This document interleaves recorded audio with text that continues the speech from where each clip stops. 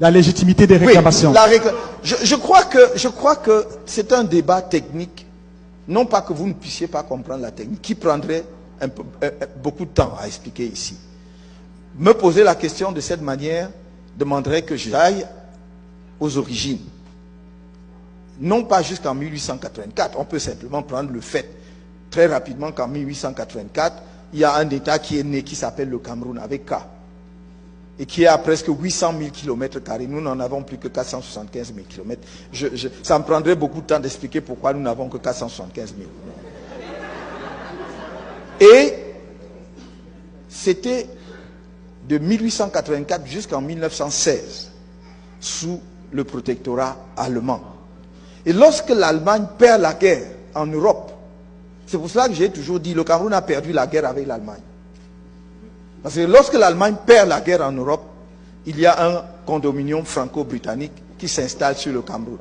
De 1916 jusqu'en 1922, c'est un condominium qui n'est pas encore régi par des textes internationaux. C'est les deux puissances victorieuses de la guerre qui se mettent ensemble pour dire, bon, toi tu prends les 2 tiers, moi je prends les 1 tiers, c'est comme ça. Seulement nous commençons à partir de ce moment-là à perdre notre territoire. C'est là que le Cameroun va voir sa superficie se rétrécir. Parce que le premier réflexe des puissances coloniales, en particulier de la France, c'est d'enlever du Cameroun, d'amputer le Cameroun de toutes les concessions territoriales faites en Allemagne en 1911, lors du coup d'Agadir en Afrique du Nord. C'est pour cela que vous voyez que le Cameroun était vraiment comme une femme bien enceinte. Voilà. Mais on a diminué la longueur. Donc c'était des jumeaux. Maintenant c'est resté un seul enfant. Dans le bec du canard allait jusqu'au Logon, jusqu'au Chari, pardon, jusqu'au Chari. On l'a ramené au Logon. Le nord du Gabon était au Cameroun. Et une partie du Congo-Brazzaville était au Cameroun. Donc tout le ventre de la Centrafrique était au Cameroun. Donc voilà comment nous perdons donc ces concessions territoriales. Et à partir de là, les deux parties du territoire évoluent séparément, mais sous le même régime international. Le mandat de 1922 à 1945, puis la tutelle de 1945 à 1960. Et en 1960, le Cameroun francophone, comme on dit le Cameroun oriental, accède à l'indépendance le 1er janvier, mais sans la partie anglophone. Parce que dès lors qu'il y avait deux puissances administrantes, chacune de ces puissances avait l'obligation internationale, parce que nous n'avons jamais été une colonie, je tiens à le souligner de 1013, avait l'obligation devant les Nations Unies de conduire le territoire sous tutelle à l'émancipation totale, c'est-à-dire à la souveraineté internationale. Donc, les Français le font sous la pression des nationalistes. Créé en 1948, l'UPC va être contraint à la clandestinité à partir de 1955 et de là lance la guerre de libération.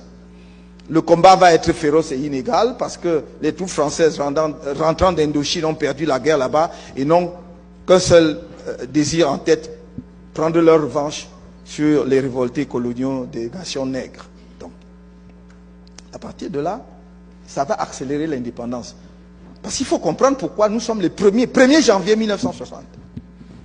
Le Cameroun, c'est le premier pays à accéder à l'indépendance, en dehors donc de la Guinée et du Ghana, quelque chose comme ça. Donc, République du Cameroun, Constitution du 4 mars.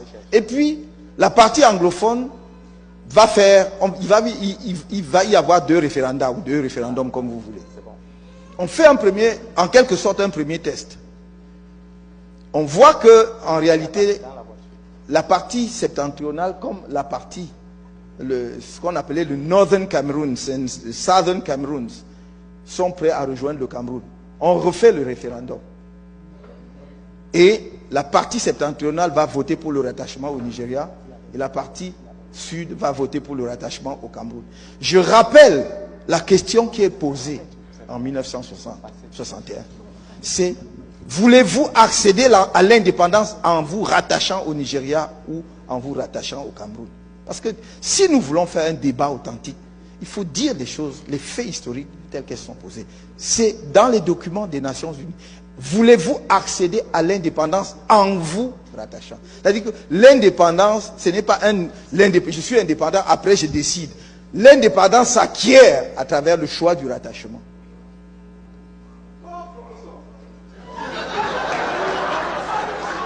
Oui.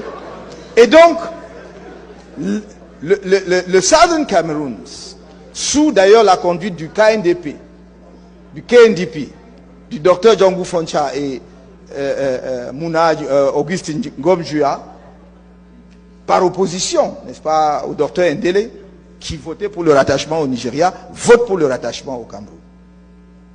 Et donc, le 1er octobre 1961, on fera le rattachement, mais après la conférence de Fumban. Pourquoi je dis que ce serait long? Parce qu'il faut maintenant aller dans la conférence de Fumban, voir ce qui s'est décidé. Et là, les discussions. Parce que, très souvent, nos frères disent, oui, mais la conférence de Fumban, on nous a trompés. Bon. Si on vous a trompé, bon, c'est la faute du trompeur, mais c'est votre faute aussi d'avoir été trompé. Ah oui. Donc, à la conférence de Fumban, en fait, le problème, c'est quoi? C'est qu'il y avait eu plusieurs conférences avant. Bouéa, Bamenda, je crois même Yaoundé, si je me trompe. Et donc, la conférence de Fumban, contrairement à ce que les gens pensent, n'était pas l'unique conférence. Et là où nos frères anglophones ont raison sur un point, c'était qu'il fallait leur donner le projet de constitution avant, pour qu'ils travaillent dessus avant de se rendre à la conférence de Fumban. Mais à Fumban, c'est quand la délégation de nos frères anglophones du Southern Cameroun sont arrivés qu'on leur a remis le projet de constitution. Ils devaient donc l'examiner séance tenante.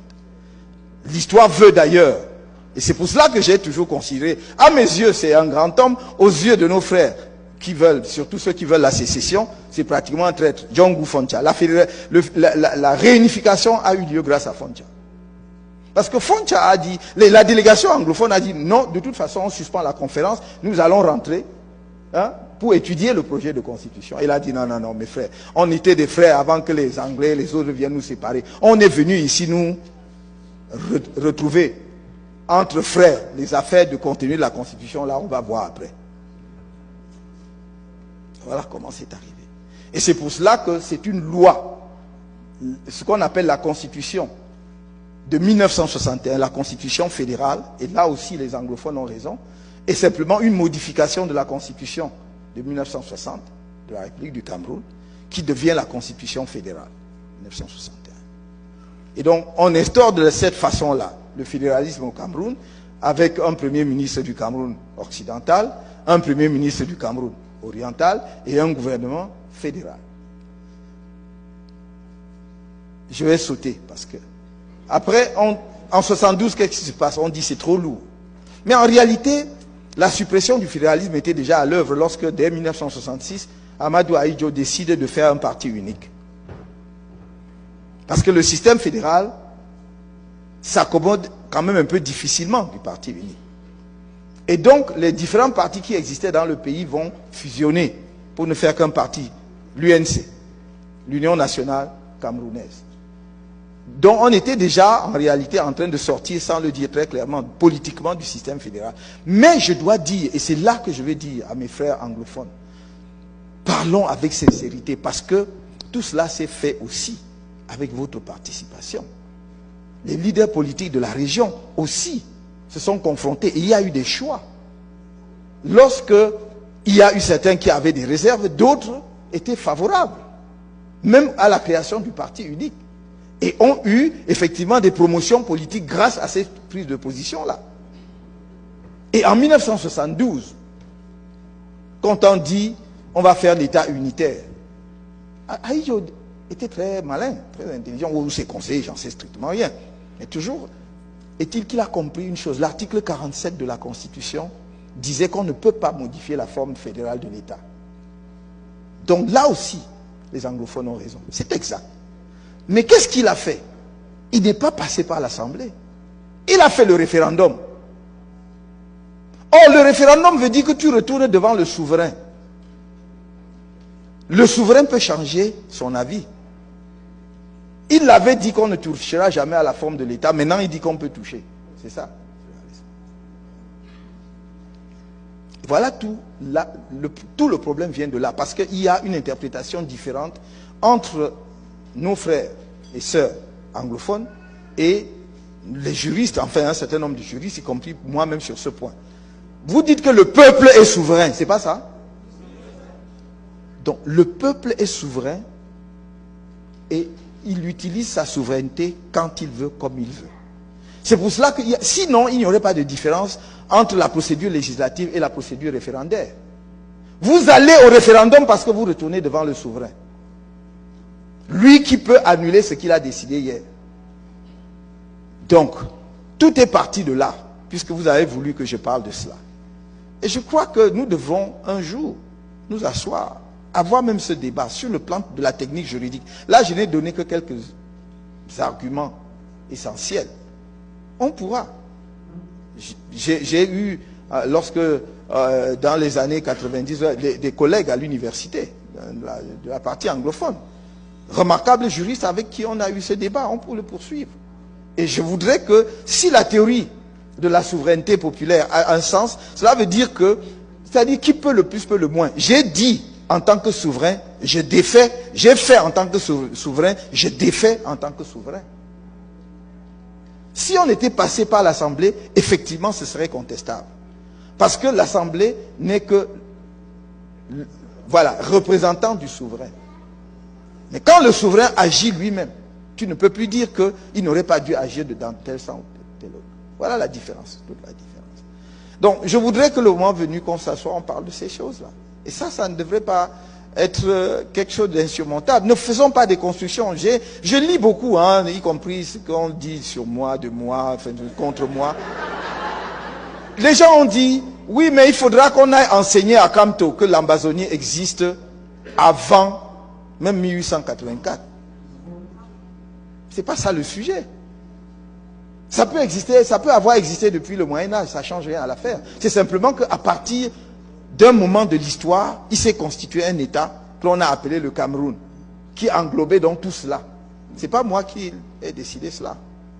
Donc nous ne pouvons pas mettre quelque chose entre parenthèses et retourner à ce qui s'est fait, ce qui existait 2 ou 5 siècles avant. Nous devons partir des réalités historiques telles qu'elles se sont construites, parfois, et je dirais même souvent, avec notre propre participation. Moi, personne n'est parfait, mais dans toute ma vie, j'essaye de me laisser guider par la justice et l'équité. Par la justice. C'est tout.